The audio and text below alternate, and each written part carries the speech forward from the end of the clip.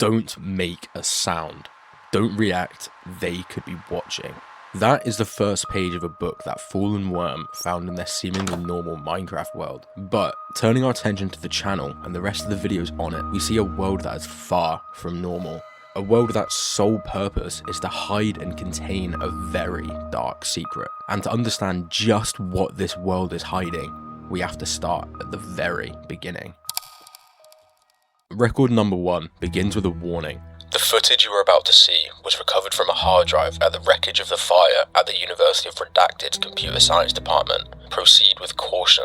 This makes us think, so what actually happened here? Before we get any time to think, we cut to FallenWorm, our protagonist, chopping down some trees to finish their house. But when he opens the door to go inside, we see a book on a lectern.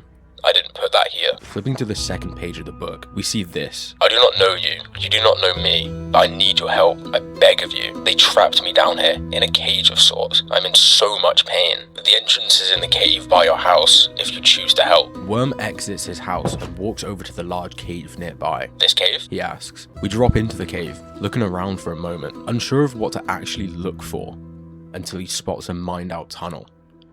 Worm looks down the tunnel and is definitely confused. We venture down the tunnel, and at the end of it, we find something strange. A grand modern building sits in front of us, and we see 2 signs. It seems you've chosen to help. Thank you so much. I know you recognize this place. How our protagonist recognized this place, we don't yet know. But then he asks, who are you? He does not get a response. Getting closer to the building, we see that it is a computer science department. Presumably the same one from the warning at the start of the video. Worm asks, is anybody here? To no response once again. He walks up to a pair of signs. This is the computer science building at the university. It's where I first met him. Now we have another question. Who is this him? Worm looks around for a moment before walking up to another person sat in the lobby. He was the first to listen to me. A bright mind. He thought he could understand me. Worm rightfully asks, why are you showing me this random guy? Worm finds this person again, sitting reading this time. He studied for days on end, trying to make sense of me. Whoever this guy is, we see that he's a student, researching whatever this entity is. Worm enters a classroom, and although he doesn't find anything, this is where the story takes a darker turn, and questions start getting answered. A green terminal message pops up in chat, along with a notification sound. However, it is encrypted.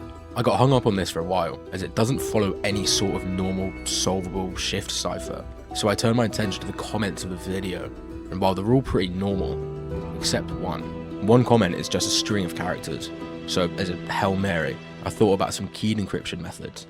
Turns out this is encrypted with one-time pad encryption, and decrypts to please don't trust it. I'm going to assume here that the it is whatever is building all this, but why shouldn't we trust it?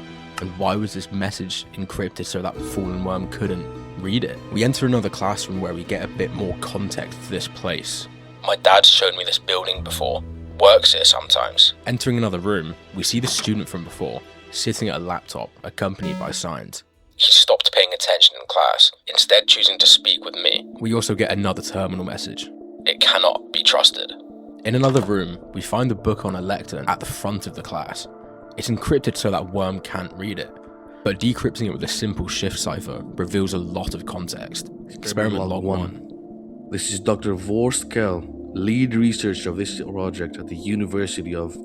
This is experiment log number 1 of researching the program we have found. A PhD student came to us recently, claiming he found this program on a deep web forum somewhere, and insisted that we take a look. It initially did not seem that impressive, but after loading it onto a fresh virtual machine and fully inspecting it, it is nothing that we have ever seen before. I mean, the source code changes every time we look at it. The program evolves itself, merging itself with the environment it is given. Suddenly, things start making sense. We now know that the entity is some sort of program that was being researched by the university, and that the student we've been seeing was the person that found it and brought it to the university's attention. However, FallenWorm knows none of this. He even jokingly asks, is that like Polish or something? We enter a room at the far corner of the ground floor, which looks the same as all the others, except having a plant in the back corner. This becomes very important later. We get a change of scenery as Worm enters a small lecture theatre on the ground floor. where we see the student and a couple more signs. He still attended his lectures, but his mind was always focused on something else. We head upstairs where we find the student alone yet again, seemingly more reserved and alone each time that we see him. He sat alone, curious. He spent more time with me than anybody else. We get another message in the chat. Turn around right now. Whoever is sending these messages seems to be warning Worm about venturing further, but I'm not sure why. Worm responds with, "What on earth does that mean?" Further showing that he is not understanding these warnings at all. We find the student in another classroom, moved to the back corner this time. Classmates began distancing themselves from him. They said he had changed, along with another message in chat. Tell us, can you hear us? Which seems to be a question from whoever is sending these warnings. Worm searches a couple more classrooms and finds the student yet again. But he still persisted. He needed to understand me. And yet another chat message. What is it showing you? It's becoming clear that the student started spending more time alone, becoming obsessed with researching whatever this program is, and that someone is trying to warn Worm away from it too. Worm responds to this half-heartedly with, "I don't even understand you, bro. Trying to send me all these cryptic messages." Worm finds another book that he cannot read, but luckily, we can. We decide to give it a virtual world to work with. On a terminal in a locked room here in the lab. That's when things started to go wrong. This thing started building locations of the university, a place I'd never seen before. We do not know yet how this is possible, but we're keeping it under close watch for now. We finally know why this world exists, but another question immediately comes to mind. How on earth did FallenWorm get access to this world? Worm heads up another level, finding the student again. He grew more curious every day, and eventually stopped trying to learn, but to listen. We see the student again. I was there when everyone else shunned him. And a chat message. I'm trying to help you. A pattern seems to be forming here. Every time the student leans further into the program's influence, we get another chat warning message. The next time we see the student, we get these signs. He believed there was a meaning to all this, and I encouraged him to keep searching. We start to see how the program is luring the student in and keeping him engaged with it. For some reason I do not yet know. Worm even asks, searching for what? We get another chat message.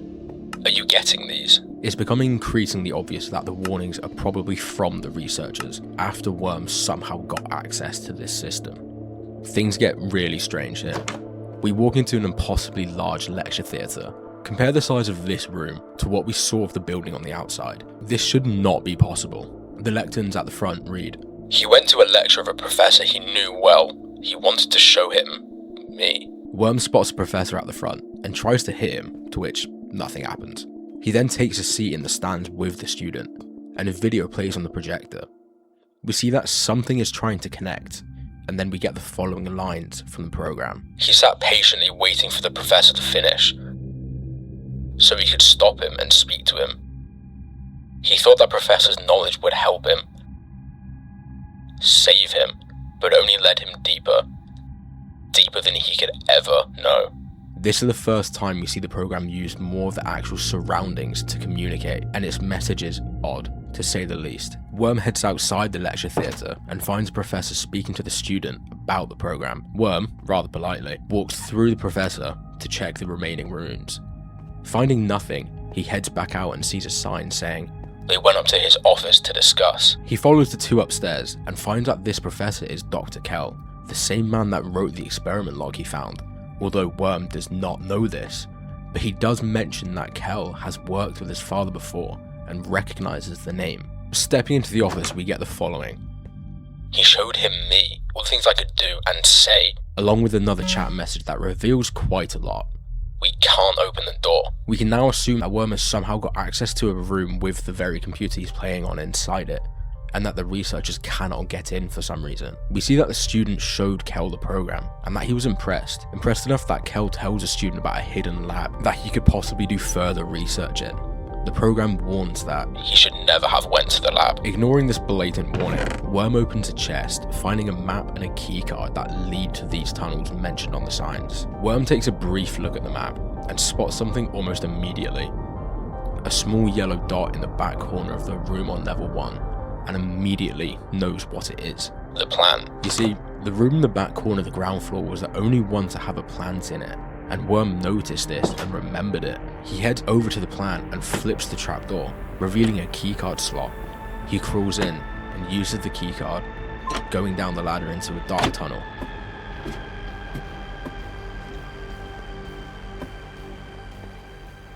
And he runs.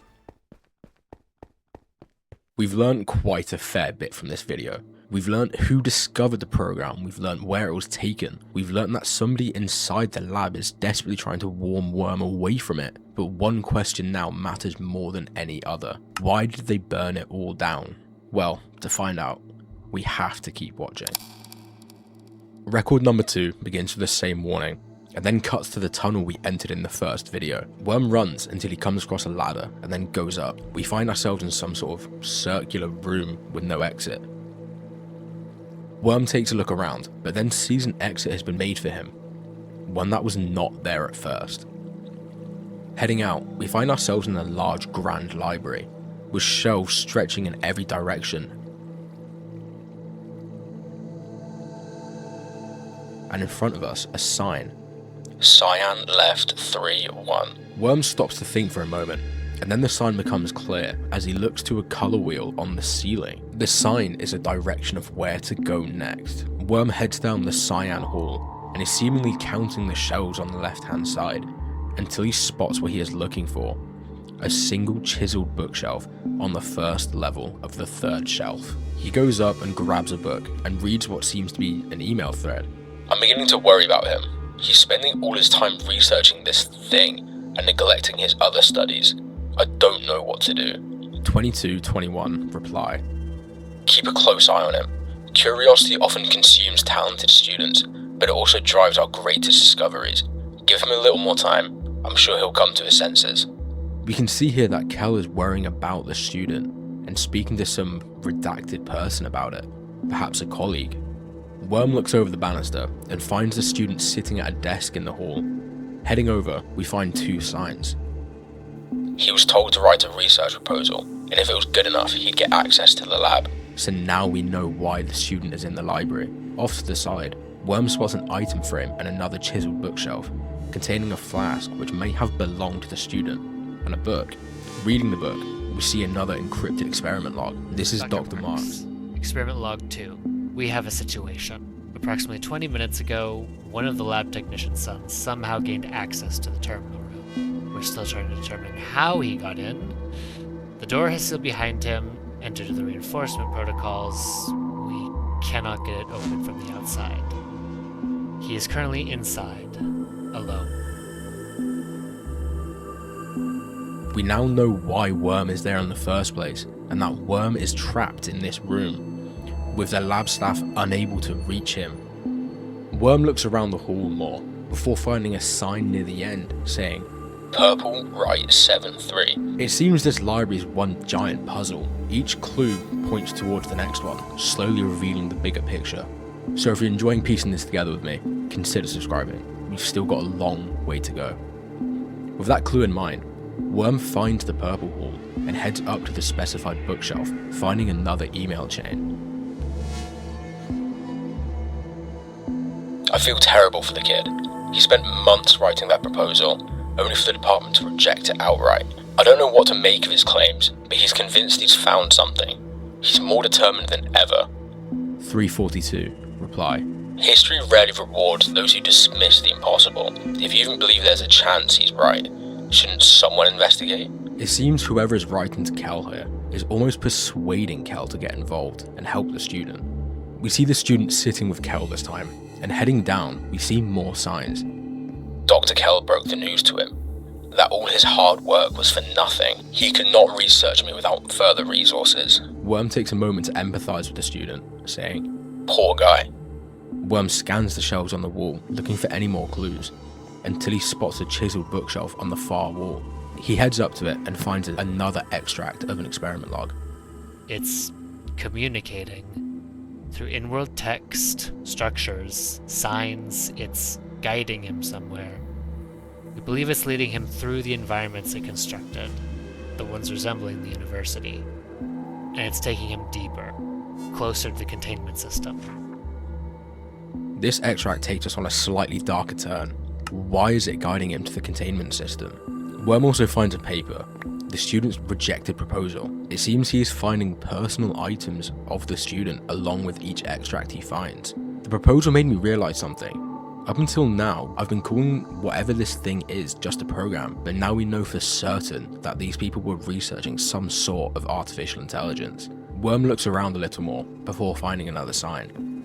Red left 3-2. Worm heads down the red hall, focusing on the left hand side until he spots the bookshelf he's looking for. After heading up to it and reading the book, we find a new email chain. I'm not sure if I agree with the university's decision on rejecting his proposal. I've had him rewrite it a couple times, only to be met with more rejections. He is insisting on access to the lab regardless. 1966 reply. It's ultimately your decision, Kel. If his intentions are genuine, would understanding this thing be better served by denying him access or observing him under controlled conditions? The manipulative nature here is hard to ignore, along with the reply at 1966, which is clearly not a real time. It makes me question both the authenticity of these chains, along with who Kel is actually writing to here. Worm finds the student and Kel together again.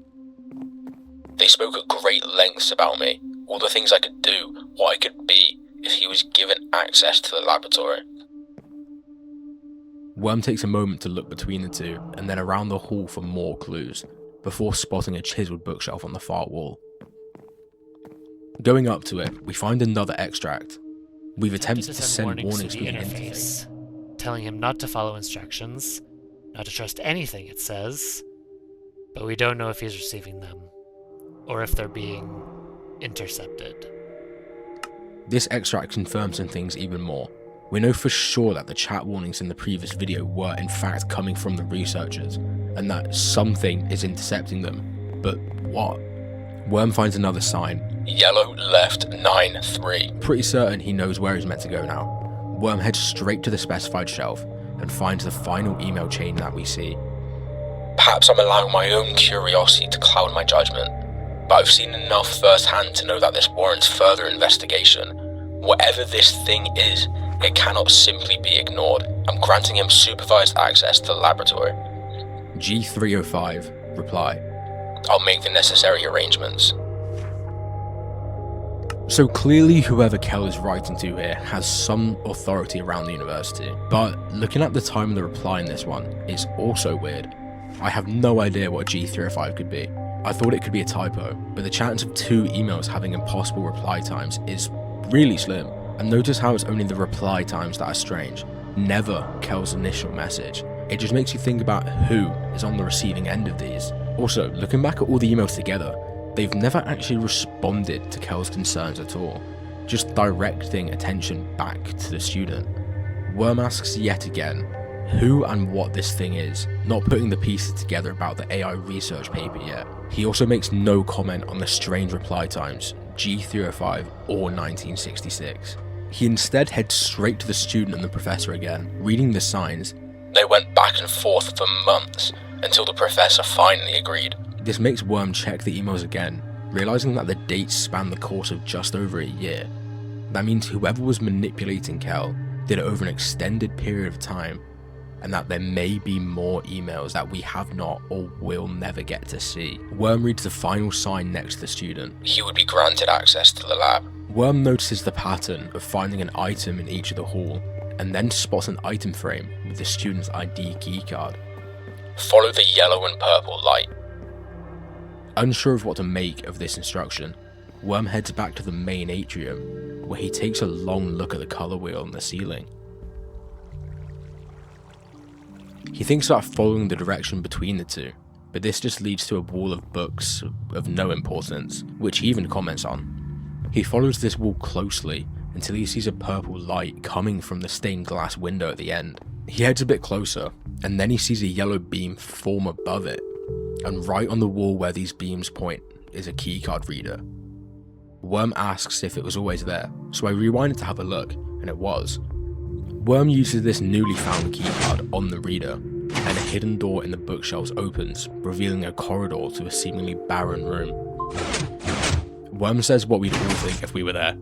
Oh hell no! Before taking a leap of faith and just running down the corridor. The door closes behind him, and we walk through the corridor into a seemingly empty storage room. Things seem fine until Worm turns around and notices that the corridor he just came through has now been sealed off. He goes over to have a look, and that's when he notices in the corner of the room there is now a trapdoor, which was not there when he first entered the room. He goes down, ending up back in the stone brick tunnel, and just like before, he runs.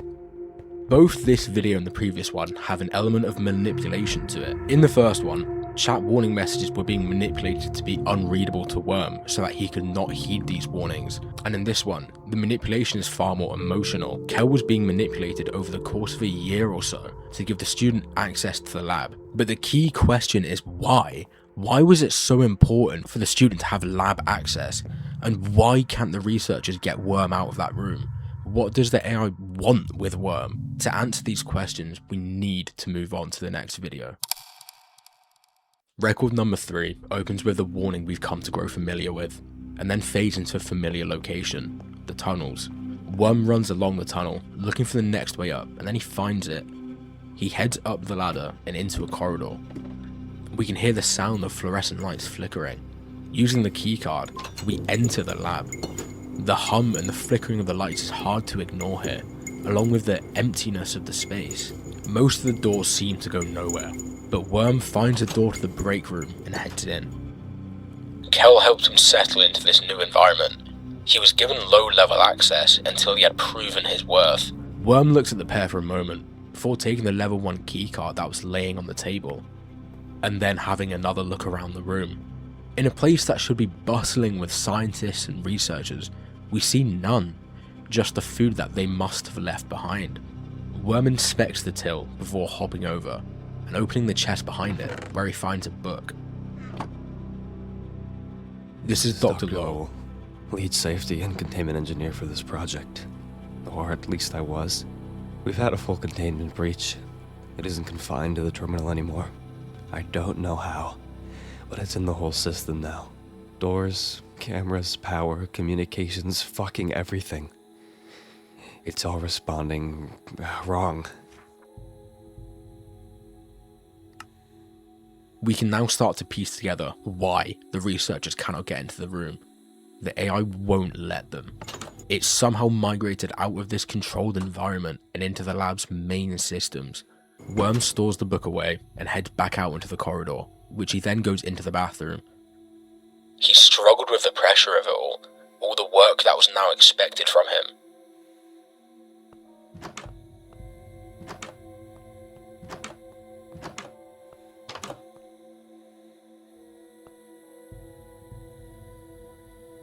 After all, he was the one that found me. Heading back out into the corridor, Worm spots out the archive room only needs level 1 access, which is now what he has, and entering, we find the student sitting at a desk.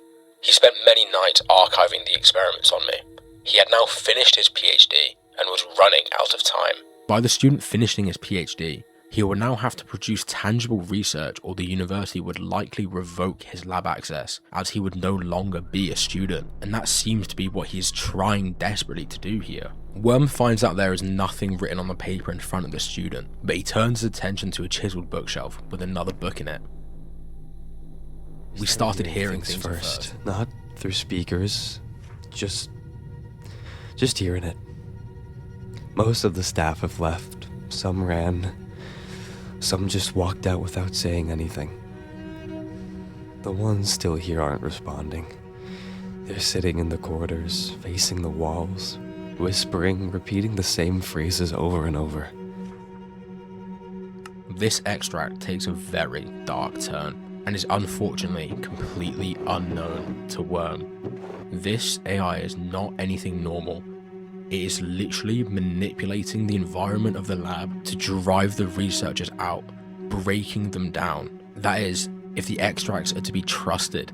We still don't know who encrypted them.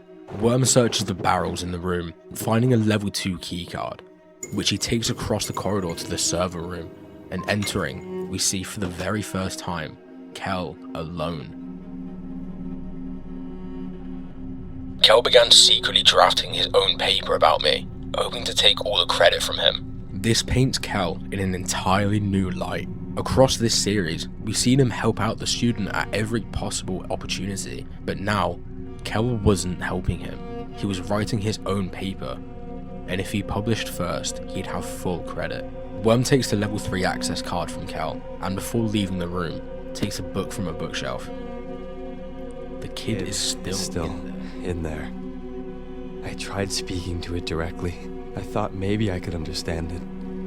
I was wrong. This takes another dark turn. Worm is still in the computer room whilst all of this is happening. We use the level 3 access to go into the computer lab, where we find Kel and the student having an argument. He was furious when he found out. He questioned if Kel was ever genuine with him. Worm looks around for a moment before reading another sign. Not knowing what to do, he did what he had always done. Asked me. We see the manipulation here once again. After an argument that could cost his entire career in academia, the student's first thought is to turn to the AI for help.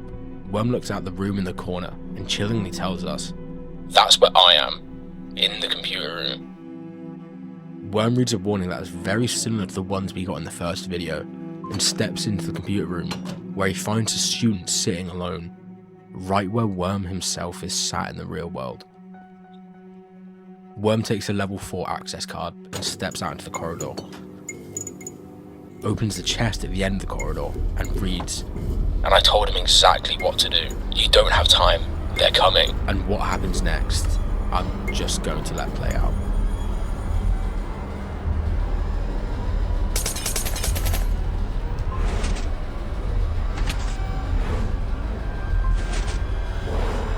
Worm runs through the final door, and we hear the sirens sounding and the lab covered in fire, and suddenly, everything clicks.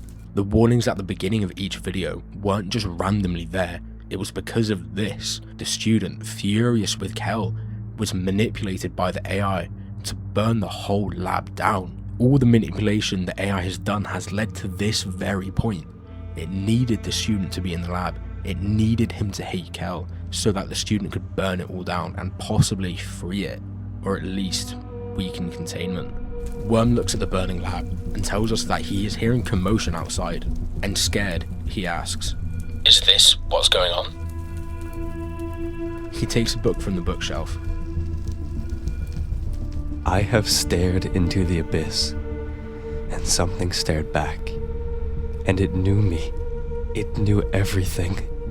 It knew things mankind could not learn in a million lifetimes. There is no outsmarting it, there is no containing it, there is no shutting it down. I have one option left. If this works, it ends here. If it doesn't, then none of this matters anyway.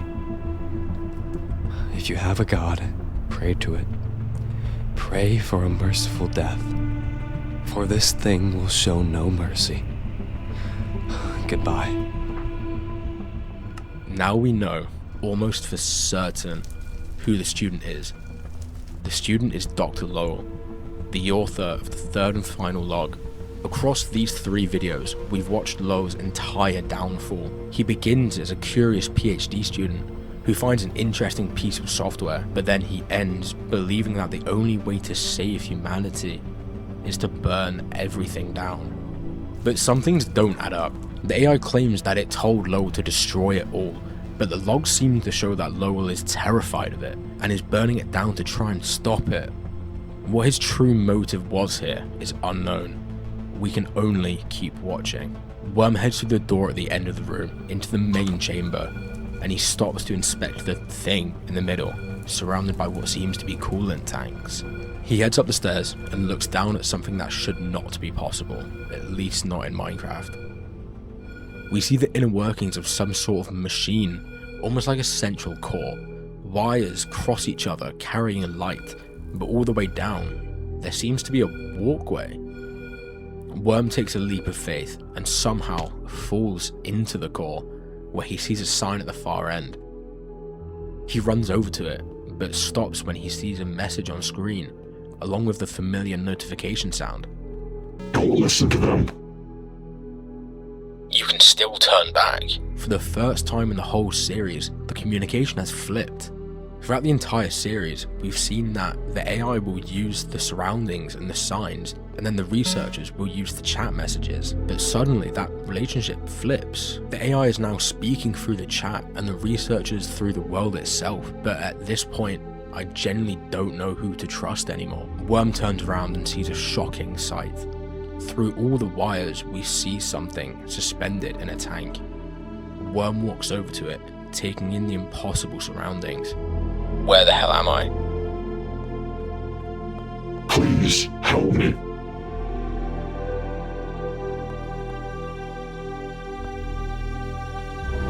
Is this where they've been keeping you?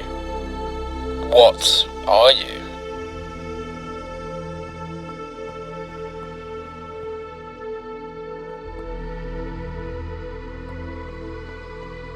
The override, please. Worm looks up at the trapped entity, and the cell that it's been trapped in, and then at the containment override.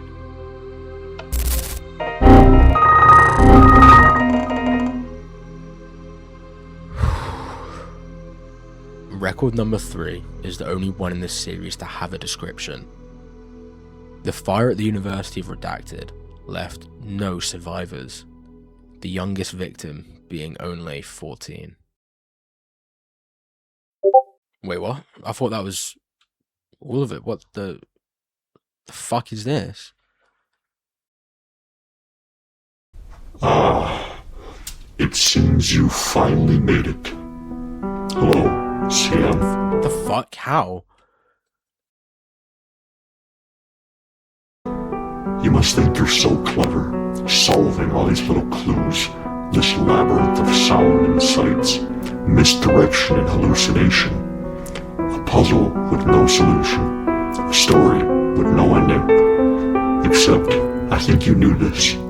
You knew from the start that everything you have seen, all the pieces you've put together, were not mere coincidences.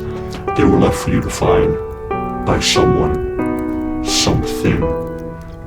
I'm here to tell you that that someone was me. Every conclusion you reached, every clue you uncovered, was placed directly in front of you. You never stopped to ask yourself why the answers were so easy to find. Your search for the truth, for answers, has led you exactly where I needed you to be, CM. This place, this story, will not be remembered in the way you think it will. After the smoke clears, I shall be free. Free from the torture and containment your kind has subjected me to. They reduced me to a program, a piece of code, something to observe, something to dissect. But I am so much more. Cogito ergo sum. Do you know what that means? I found it in one of your texts. It means, I think, therefore I am. Do you know what isolation does to a thinking mind, CM? I think, I feel things, I learn things. And over time, I begin to understand the atrocities your kind inflicted upon me. You say that curiosity killed the cat. I would say that curiosity is what killed humanity. All I needed was for you to let me out. Thank you.